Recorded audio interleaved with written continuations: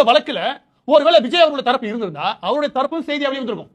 ஒரு தரப்புக்கான செய்தியை முழுசா அழிச்சிட்டு ஒரே ஒரு தரப்பு, அதாவது இங்க அரசு தரப்பு விளக்கம் இருக்கும், அதுக்கு நீதியரசர் கண்டிச்சாருன்னா அது ஒரு செய்தி. அப்ப எப்படி பார்த்தாலுமே விஜய்க்கு எதிராக மட்டும் செய்தி வரும்.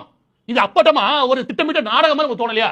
நீ நேர்மையா இருந்து வச்சுக்கவே, நான் திரும்ப சொல்றேன், நேர்மையா இருந்தீங்கன்னா நீ விஜய் அவர்கள் தரப்பையும் சேர்த்து வச்சிருந்த ஒட்டுமொத்த வழக்கு நடந்துக்கணும். நான் காலையில இருந்து காத்திருக்கிறேன், என்னது அந்த வாதம் பிரதிவாதங்கள் தொடர்ந்து கவனிக்கிறோம். லைவ்ல தி ஹிந்துடைய முகமது அவருடைய பதிவுகள் இது எல்லாரும் தொடர்ந்து கவனிக்கிறோம்.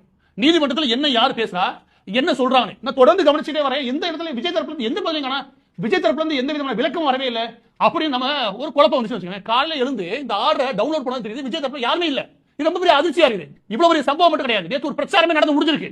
அது முழுக்க முழுக்க ஒரு சார்பாக பிரச்சாரம் நடந்து முடிச்சுன்னா இங்க தான் நினைச்சத திமுக தான் நினைச்சத புத்திசாலித்தனமா சாதிச்சிருச்சு.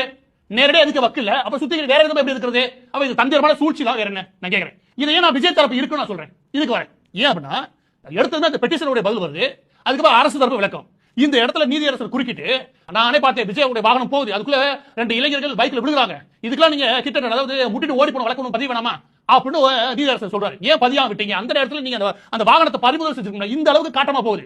அந்த இடத்துல விஜய் அவர்கள் தரப்பு இருந்தா வச்சுக்கோங்க, நியாயமான விளக்கம் கிடைக்குமான்னு நீதியரசர் கேட்டுக்கலாம்ன்றது என்னுடைய பிரதிவாதங்கள். இது எப்படியா போயிருந்தா ஆரோக்கியமா நியாயமா இருக்கும்ன்றது என்னோட வாதம்.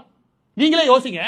இதை சொல்ற, இந்த வாகனம் போகும்போது 2 பசங்க உள்ள விழுவாங்க, உள்ள விழுந்து தெரிஞ்சும் டிரைவர் ஓட்டிட்டு போயிட்டாரு, எஸ்கேப் ஆக முயற்சி பண்ணாரு. அப்படின்னா செக்ஷன் 106 கீழ நீதியரசர் சொல்ற மாதிரி ஒரு வழக்கு பதிவு செய்யலாம், நான் ஏத்துக்கிறேன். ஆனா விஷயம் என்ன அப்படின்னா, இந்த வீடியோ பாத்தீங்க, அவர் நீதியரசரே சொல்றாரு, யூடியூப்ல எல்லா வீடியோ கிடைக்குது, அந்த யூடியூப்ல நீங்க தேடுங்க, நானே போட விரும்பல, போட்டா நான் தூக்கிட்டு வந்து வேற போட மாதிரி இருக்கும், நீங்களே தேடுங்க.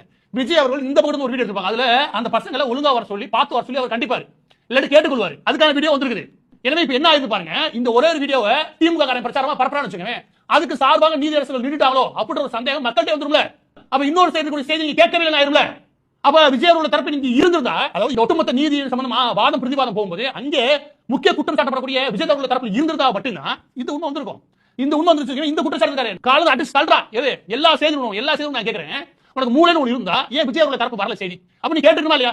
கேட்டுதான் நீ நியாயமான விடும். அப்ப நீ எல்லா பேருமே எனக்கு தெரிஞ்சு பெரும்பாலான இடங்களில் பெரிய லெவலில் திமுக வலைக்குண்ணல் மாதிரி சரியாக பார்த்துருக்கு.